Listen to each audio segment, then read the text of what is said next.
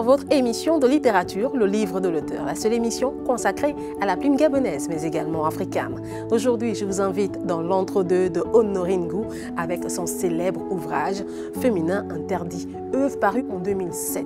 Avec elle, nous sommes à mi-chemin entre tradition et modernité. L'œuvre raconte l'histoire d'une jeune dame dénommée Ndibayo. Elle se veut être la fille d'un quinquagénaire, Ndjila. Cet homme n'a jamais eu d'enfant. Son plus grand désir est d'avoir un fils. Malheureusement pour lui, c'est une fille qui lui sera donnée. Une fille à qui il ôtera toute valeur féminine pour lui inculquer des valeurs masculines. Alors, Ndibayo saura-t-elle être la fille que son père a toujours souhaitée? Une femme dynamique, une femme d'autorité, ou sera-t-elle cette femme douce, belle, mère et surtout femme au foyer? Nous le saurons dans un instant avec Honorine Ngou elle-même, qui sera des nôtres sur ce plateau. Mais avant, qui est Honorine Ngou?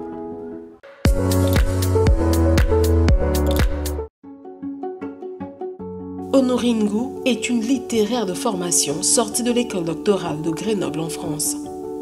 Née en 1957 à Meyo-Eba, à Bitam, dans la 9e et dernière province du Gabon, elle fait ses études primaires et secondaires d'abord à Bitam, dans son village, puis à Oyem, chef-lieu de la province. Plus tard, Libreville, la capitale gabonaise, accueille l'étudiante. C'est en effet à l'université Omar Bongo qu'elle poursuit ses études supérieures avant de s'envoler pour la France.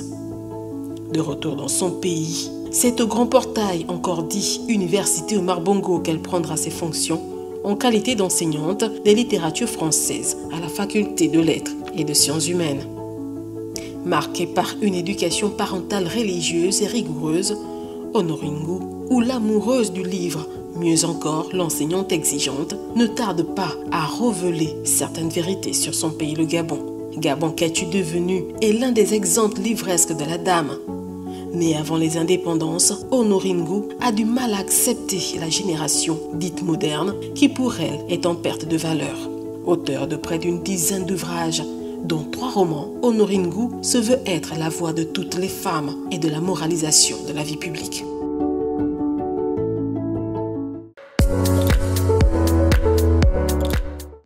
De retour sur notre plateau, place à la deuxième partie de notre émission intitulée « Le livre de l'auteur ». Et l'œuvre choisie du jour est « Féminin interdit » de Honorine Ngou, qui nous a rejoint sur ce plateau.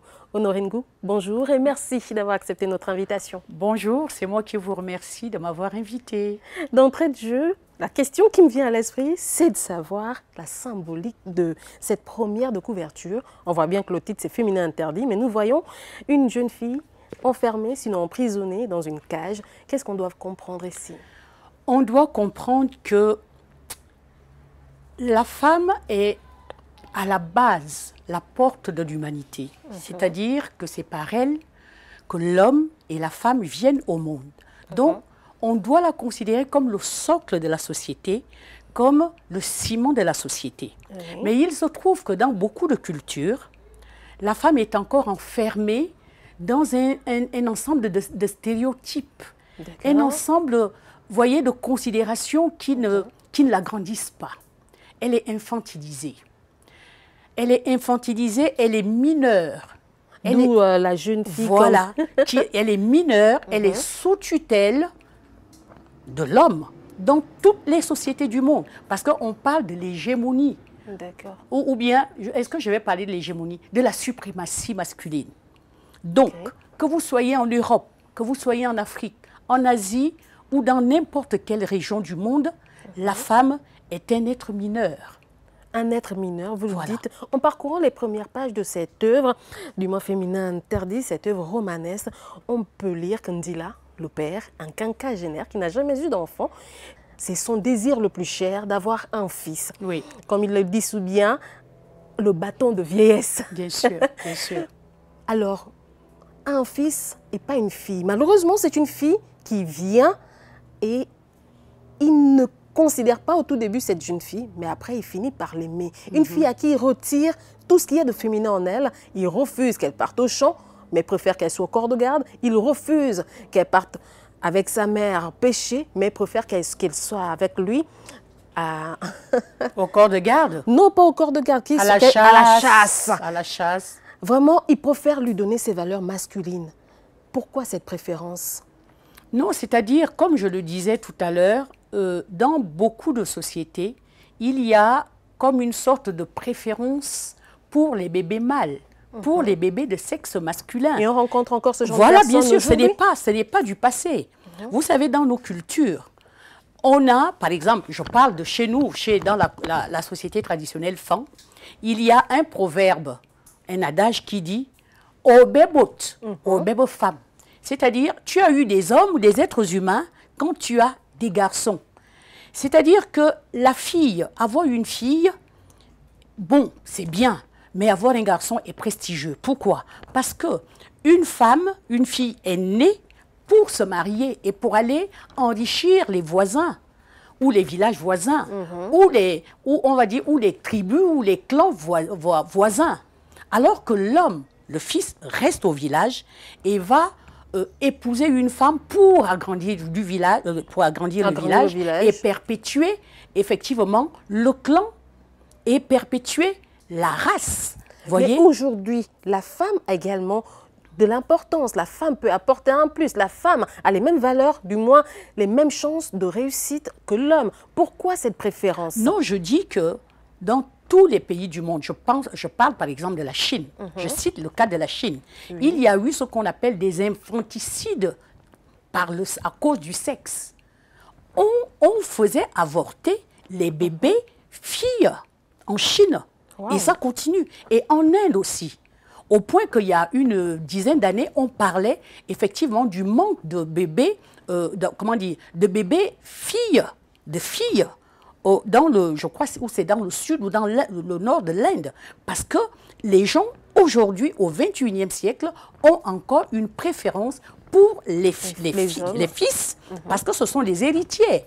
C'est dans, vous voyez, la psyché, c'est dans l'état d'esprit des hommes, même au Gabon.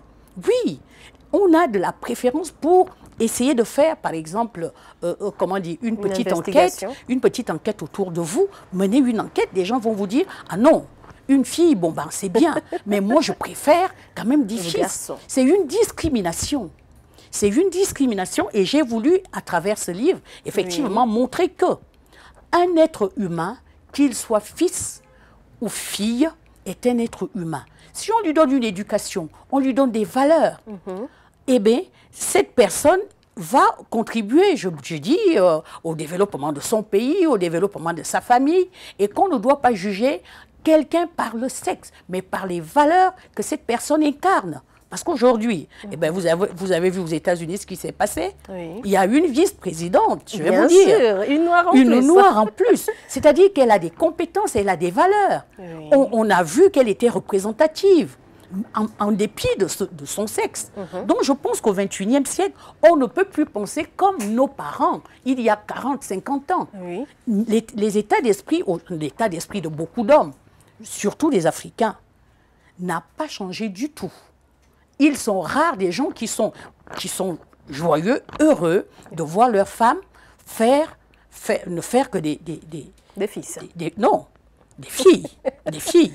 Beaucoup d'hommes se sont même remariés. Oui. Ah oui, parce que leurs femmes n'ont fait que des filles. Des filles. Et c'est vraiment une discrimination, c'est avilissant et c'est presque une injure. Et on voit même dans cette œuvre qu'à l'époque, les femmes n'avaient pas le droit d'aller à l'école. Mandela, lui, il a compris le message en disant que moi, je vais envoyer ma fille à l'école. Un visionnaire. Oui. J'ai fait exprès, effectivement, de trouver un personnage de cette époque, parce que le livre se situe... En 2007. Bon, voilà. Non, le livre est sorti en 2007, mais l'action se passe il y a 50, 60 ans. Donc, c'était un homme qui était, voyez, qui a eu raison avant qu'on parle du genre. Parce que dans sa pensée, il voulait, bien entendu, un fils. Il s'est dit, bon, je n'ai pas eu de fille, je vais me contenter de ce que j'ai. Et je vais donner à cette fille des attributs masculins, des valeurs qui peuvent lui permettre, de se réaliser dans la société et de ne pas se considérer comme celle qu'on méprise à cause de son sexe. Oui. Donc, elle lui a donné la possibilité d'aller à l'école.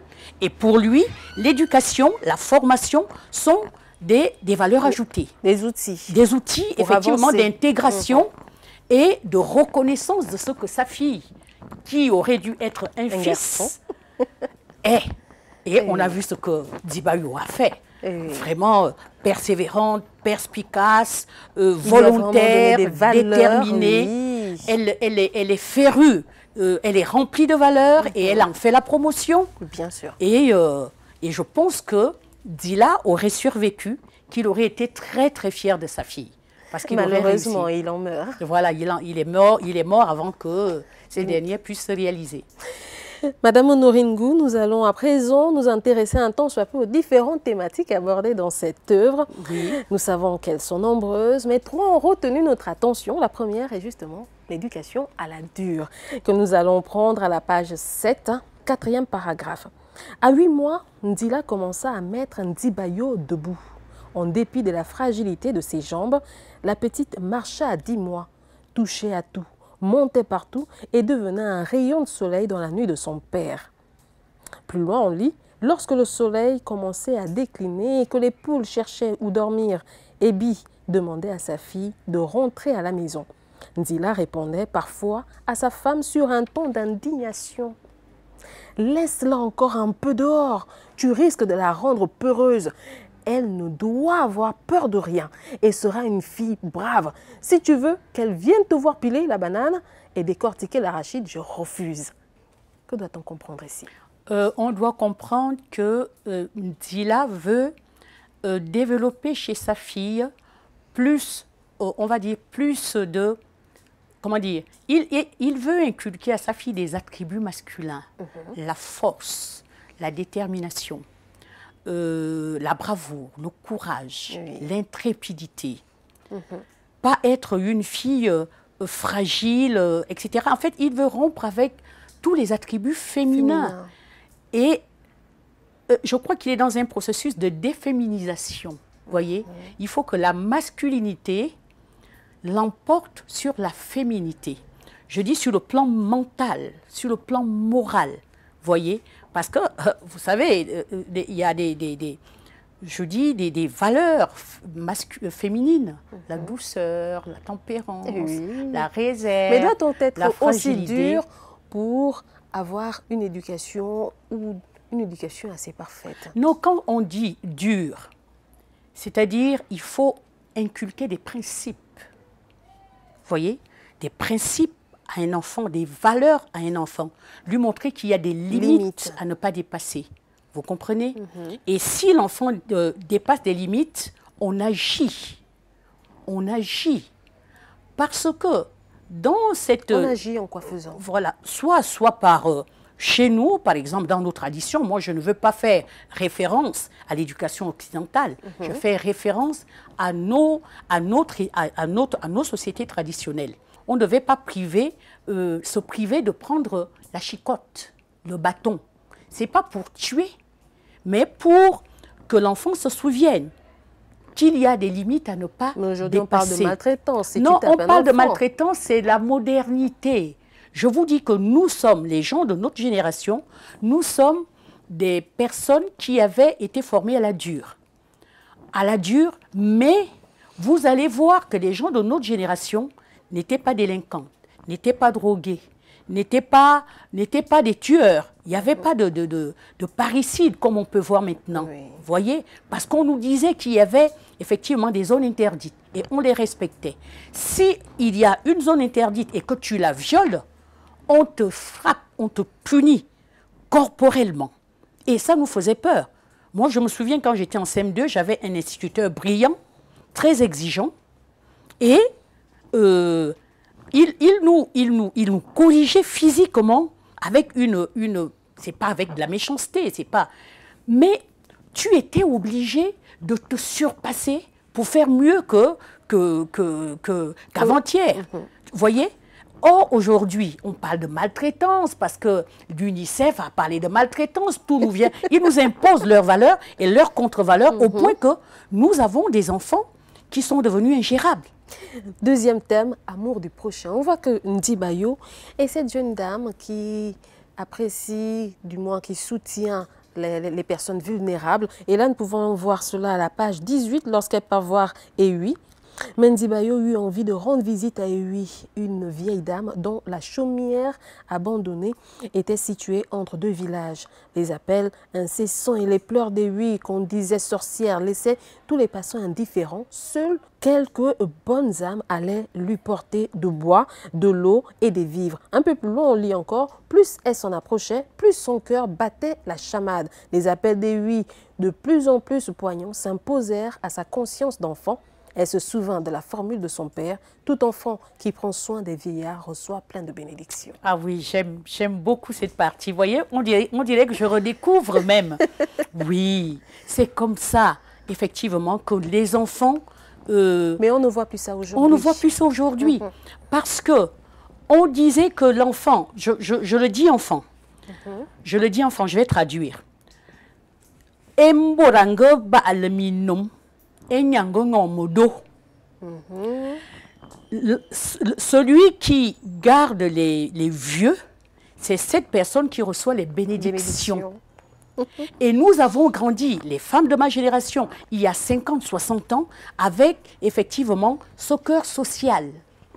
Ce cœur tourné effectivement vers l'autre, vers on va dire, la bienveillance. Voyez, le désir de soutenir l'autre. Oui. Et je pense que ça a été dans l'éducation traditionnelle. La solidarité, la fraternité. Une vision qui est en train de disparaître. Qui est en train de disparaître. Au point que dans certains villages, je suis obligée de prendre par exemple l'exemple des Fonds du Nord. Même si, quand quelqu'un était par exemple célibataire et qui n'avait pas de moyens, des gens pouvaient se cotiser dans le village pour que cet homme se marie. Parce que le mariage était non seulement l'alliance entre deux familles, mais l'alliance entre deux individus et permettait effectivement de renforcer la cellule familiale par des naissances. Voyez. Et quand tu grandissais en tant qu'enfant, on te demandait d'être au service non seulement de l'autre, de tes proches, mais aussi de la communauté. Troisième thématique, brin d'espoir. Et ça, nous le trouvons à la page 288. La rage de déraciner l'arbre de l'immoralité planté dans chaque quartier de Touga et qui faisait des dégâts dans toutes les tranches d'âge l'a poussé à l'action. Mendibayo avait perdu Emiel, mais cette mort brutale avait été une belle leçon de vie et lui avait donné l'occasion d'être une sonnette d'alarme ambulante à Touga. Elle créa des antennes de survie dans tout le pays et s'attira les foudres des vicieux. Avec apprêté, elle dénonçait le culte de l'immoralité savamment entretenu par certains inconscients dont l'irresponsabilité était criminelle. Mendibayo trouvait ses détracteurs si pathétiques qu'elle ignorait jusqu'à leur existence. Faire son devoir valait mieux que tenir compte des gesticulations des teigneux. Elle obtint même le soutien matériel et financier d'un organisme international de lutte contre le sida et procéda avec son équipe à la distribution des préservatifs et à la sensibilisation accrue de toutes les couches socio-professionnelles. Emiel meurt du sida, mais Mendibayo demeure ferme. Elle dit non, moi je vais de l'avant, il faut que je fasse en sorte que les autres derrière moi, ou du moins d'autres personnes, ne soient pas touchées par cette maladie. Tout à fait. C'est-à-dire que Mendibayo a été traumatisée par le décès brutal de son mari, qu'elle aimait beaucoup. Et pour elle, le sida est cette sorte de monstre qui lui a arraché son Emiel. Et qui dit sida, dit le sida est l'incarnation d'une forme de, je vais dire, de vagabondage sexuel. Parce qu'on dit que quand vous multipliez vous avez une multiplicité, une pluralité de partenaires, vous pouvez attraper le sida. Et on ne sait pas la vie que cet homme a menée. Une vie extra-conjugale, on va dire très joyeuse, très, on va dire... pas très catholique, et ce qui est arrivé arriva. Et je pense que ça a été un élément déclencheur pour que cette femme, décide de faire prendre conscience à la jeunesse et même aux adultes de la nécessité de se préserver, de la nécessité de vivre dans l'abstinence pour arrêter effectivement les dégâts. Parce que on le voit, bon, c'est dans le roman, mais dans la vie sociale actuelle, beaucoup de gens, effectivement, sont atteints de cette maladie. Vous voyez, bon, ça peut être par, on dit, ça peut être par le sang. Par le sang, comme ça peut, c'est essentiellement par transmission sexuelle. Donc, vu qu'elle a grandi, comme je le disais plus haut, ou bien qu'elle évolue elle a grandi dans on va dire, dans un environnement familial tourné vers une forme de pudeur, de réserve, de dignité, et qu'elle évolue au milieu d'une génération perverse, amorale. Elle a décidé de créer une structure de survie. Madame Honorine Ngou, dernière question, et ça, nous sommes dans le style langagière utilisé dans cet ouvrage. On voit bien que vous utilisez un style assez particulier. Vous décrivez tout de façon minutieuse, mais à côté de cela, nous avons l'impression que le lecteur doit avoir le dictionnaire à côté de lui pour comprendre certains mots. Je suis désolée. Pour moi, c'était le cas en tout cas, et je pense que certains lecteurs vont se retrouver également. Et donc, pour moi, c'était le cas. Et on a l'impression que vous vous adressez ici à une certaine catégorie de personnes, ou est-ce qu'on doit comprendre que tout le monde est impliqué? Tout le monde peut lire ce livre. Tout le monde peut lire ce livre. Vous savez, un écrivain est un pédagogue. En plus, je suis prof de français. On dit le style, c'est l'homme. Le style, c'est la personne. Le style, c'est l'auteur. Quand vous me lisez, vous imaginez ce que je suis et ce que je peux être. On voit directement un peu l'enseignant de l'université. Non, pas vraiment l'enseignant de l'université. Mes étudiants le savent. Je dis, l'individu se définit par le contenu de son expression. Lorsque j'écris aussi pour les jeunes de terminale, de première, de seconde. Quand tu lis un texte et que tu ne connais pas, tu n'as jamais vu ce texte, ça m'arrive, je ne connais pas tout. Je prends le dictionnaire. Parce que les livres, un livre, ça t'apprend effectivement à enrichir ton vocabulaire. Ça t'apprend à préciser ton orthographe. Ça t'apprend, il y a toute comment dire, plein d'avantages qu'on tire. Je ne me vois pas en train d'écrire un livre en laissant passer, voyez, des lourdeurs. Voyez, il peut y avoir des lourdeurs, hein. Je ne dis pas que c'est parfait. Mais quand on lit un texte, ça doit nous enrichir, non seulement par le contenu, mais aussi par la forme. On doit être enrichi sur le plan lexical, sur le plan sémantique, sur le plan, etc., etc. Parce que je suis pédagogue. Et on s'enrichit. Voilà, et on s'enrichit, on est enseignant. Je suis désolée, le féminin interdit est même moins, comment dire, le vocabulaire est moins dense que AFEP. Parce que AFEP est déjà une œuvre allégorique. Alors que féminin interdit, c'est vraiment le jet, vous voyez, quelque chose mon premier roman, mes émotions, mes aspirations, mes idéaux, portés par un personnage que je voudrais voir dans la société des jeunes filles. Féminin interdit, nous sommes à mi-chemin entre tradition et modernité. Pour vous, quelle est la meilleure éducation? Traditionnelle. Et pourquoi? Traditionnelle parce que, à l'époque, on nous donnait la possibilité d'être des personnes responsables, représentatives. Tu vas te marier, tu vas aller représenter ton village. Voici des valeurs, voici des limites. Il n'y a rien de transgressif. Tu as des valeurs à respecter parce que quand tu y vas, tu n'y vas pas que pour toi, mais pour ta famille. Tu es un homme. Tu vas aller dans un village, prendre la femme, la fille d'autrui. Tu ne vas pas y aller avec ton nom. Tu vas aller avec le nom du clan, de ton père et de ta tribu. Et on va te donner ces valeurs. Or, la modernité est arrivée avec la liberté. Merci à vous, Madame Honorine Ngou. Merci beaucoup. Quant à vous, chers téléspectateurs, place à la troisième partie de notre émission, l'actu littéraire de la semaine. Dans l'actu littéraire de la semaine, les œuvres romanesques sont à l'honneur. Le premier est un roman policier de Janice Otiemi, Le chasseur de lucioles, paru aux éditions Gigal en 2012. L'auteur dépeint une société en proie à la corruption et où le crime est sans cesse grandissant. Le chasseur de lucioles raconte les meurtres de plusieurs prostituées commis par un serial killer qui ne cherche qu'à se venger parce qu'il a découvert qu'il est séropositif. Le deuxième roman, le destin de Doussala de Maurice Okumba Kogé. L'œuvre parue aux éditions Clé en 2019 met en lumière plusieurs points, entre autres le mariage forcé. Doussala est une fillette de 6 ans qui a déjà été prématurément enlevée de l'école pour se consacrer à la terre, puis donnée en mariage à un homme issu de nulle part, un jumeau aux allures de Teuse. Troisième et dernier roman est celui de notre auteur du jour, Honorine Ngou, avec sa dernière publication, Il ne pense qu'à ça, paru aux éditions La Doxa en 2017. Il ne pense qu'à ça est le troisième roman de notre auteur. Il s'agit de l'histoire d'une famille ordinaire du Fouta-Pois qui traite de la condition de la femme dans certains milieux. Le récit fait élever des voix de la revendication féministe pour le respect de la femme en tant qu'humanité. Déçue par les hommes et violée par le meilleur ami de son oncle, Fortune Efia se forge des forces de défense qui la conduiront à se dissimuler et à se méfier de la gente masculine.